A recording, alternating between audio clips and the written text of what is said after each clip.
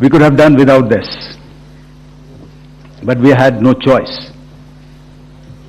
As the DGMO has detailed, the event was precipitated by the dastardly act at Pahalgaon.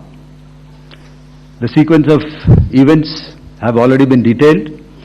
We carefully selected the targets, and out of the 9 selected targets, the target systems that were given to the Indian Air Force were the notorious training camps at Bhavalpur and Muridke, these being further from the international boundary.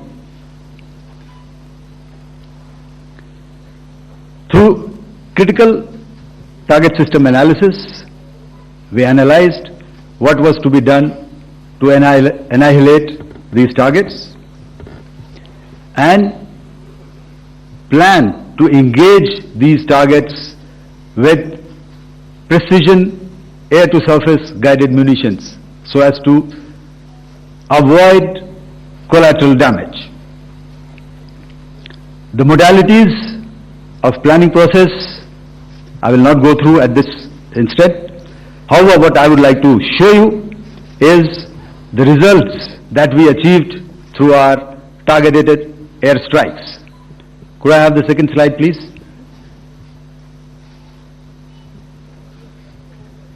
Yeah, change, please.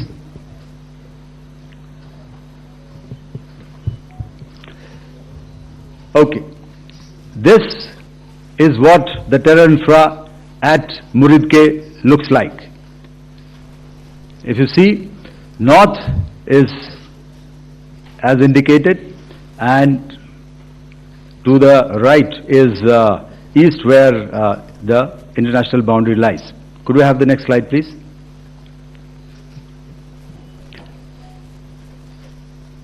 Orientating.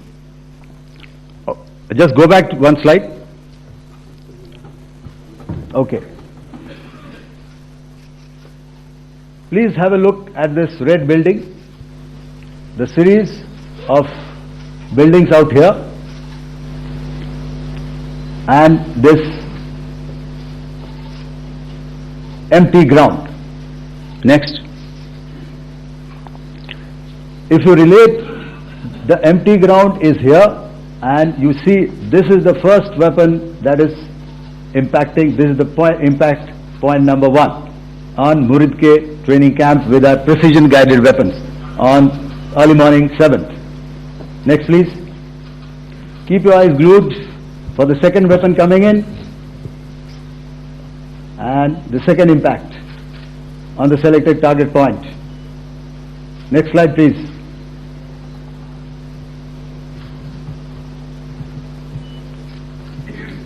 Third weapon, third impact. Continue. And fourth weapon, fourth impact. So through these targeted and precision targeting, we addressed the target at Muridke, which was the terrain infrastructure. Can you hear me? All right. Okay, I'll come closer to the mic. Now we go to the next target, which is the Bhavalpur training camp. Next slide, please. Okay, just wait. So the effect, if you see, the impact point, if I can point out, this is the impact point. The ammunition has gone through the roof and it has created a blast inside, the photographs of which you would have, all of you would have seen.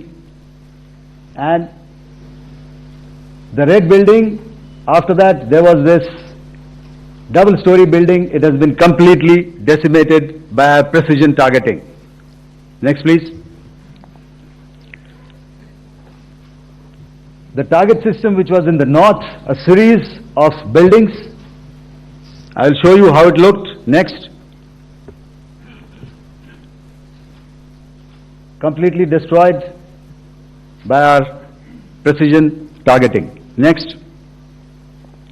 Now coming to Bhavalpur, this is the target complex that we are dealing with, a fairly large target complex. So we had to carefully choose the points that we needed to address, which were high value and which would meet our stated objectives of eliminating the terrorists. I would like to draw your attention to this red canopy, and in relation to that, I would cover the targets.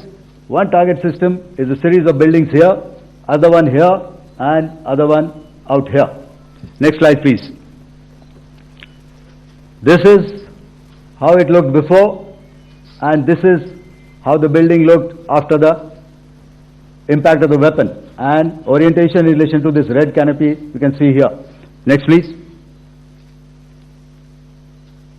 Before, next, and after. The roofs have completely collapsed. Next. This is the target system. Next. Precision targeting, and we have achieved our objectives here. Next. All right. So that was what we did on the 7th. Our objective was to address these two terrorist camps, and that we did with precision. And thereafter, we maintained a robust air defense posture, because remember, our objective was to target the terrorists and terrorist infrastructure, not any other infrastructure, not the Pakistani military, not the Pakistani any other infrastructure. So that is what we have maintained on the 7th of May. However, what we saw in the evening of 7th of May, we were saturated with a raid of Pakistani unmanned aerial vehicles and small drones. And these came in waves in our civilian areas, over our military installations, and all of them were successfully intercepted. Few of them did manage to land. However, there was not much damage that they did. And we have our robust counter-US hard kill and soft kill systems which did the job. However, the difference here was that we had targeted the terrorists. The adversary now has targeted our civilians and the military infrastructure. So it had to be responded to. So in a quick and calibrated response, that very night, we struck their radar installations at Lahore and close to Gujranwala, the LYT installation, to indicate to him that we are ready, yet we do not want to escalate. Our fight was with the terrorists and not with the Pakistani military establishment. Thank you. Thank you, Air Marshal Bharti. So, ladies and gentlemen, he's outlined operations not only on the night of 6th and 7th of May, when Operation Sindoor commenced, but also on the subsequent night. Being well aware and familiar with the congenital and impulsive nature of our adversary, and even though we did attempt to reach out and communicate our compulsions to strike at the heart of terror to my counterpart in the immediate wake of Operation Sindoor, the request was brusquely turned down, with an intimation that a severe response was inevitable and in the offing. We were of course prepared. Operations on the 7th and the 8th, Air Marshal Bharti spoken about. On the night of 8th and 9th of May, they flew drones and aircrafts into our airspace all across the borders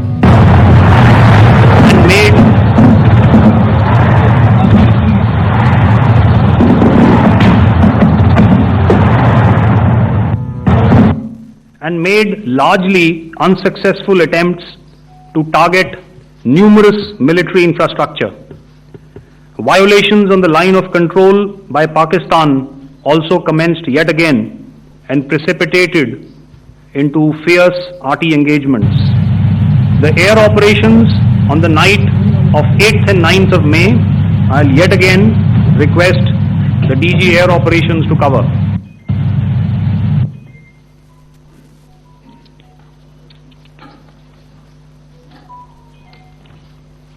So I just covered what happened on the night of 7th and 8th.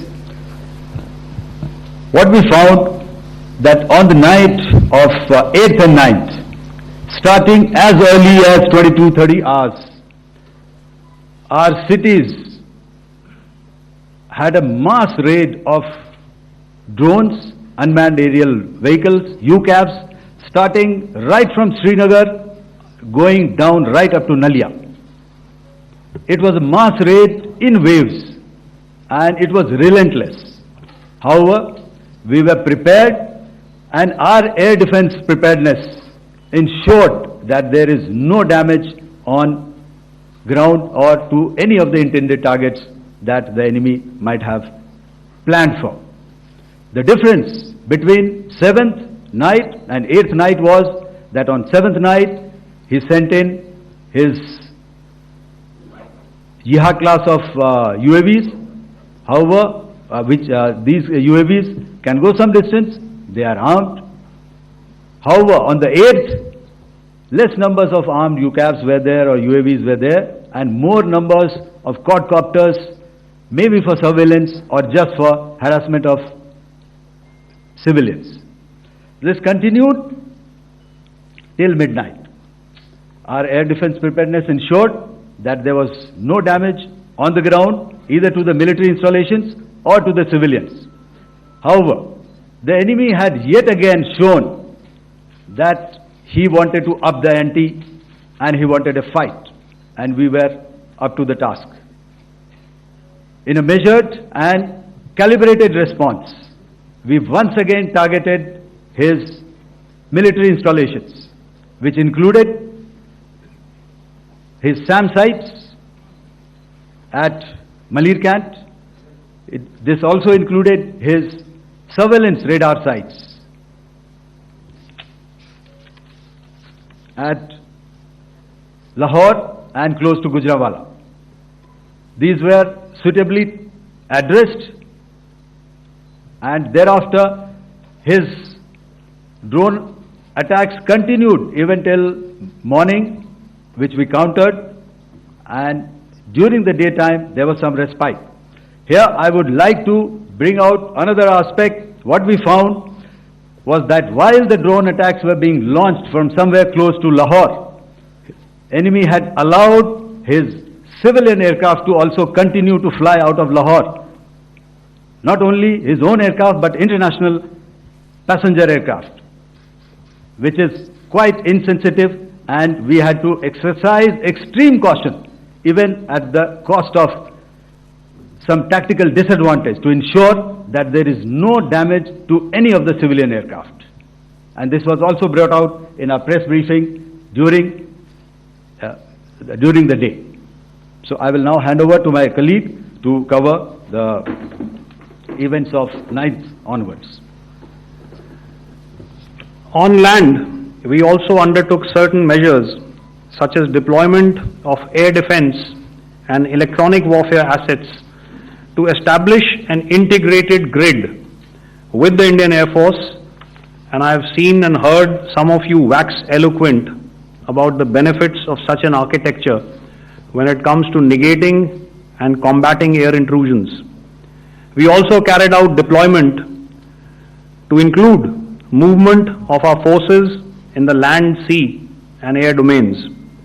The night of the 9th and the 10th of May saw similar intrusions by drones and aircrafts, and this time there was a concerted effort to target airfields and some very, very important logistic installations, albeit yet again unsuccessful and denied gallantly and efficiently, I must say, by the integrated Indian Air Force and Indian Army Air Defense.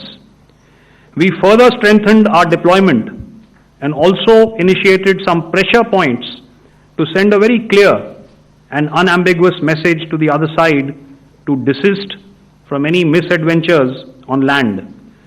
Some of the airfields and dumps saw repeated attacks in waves from the air.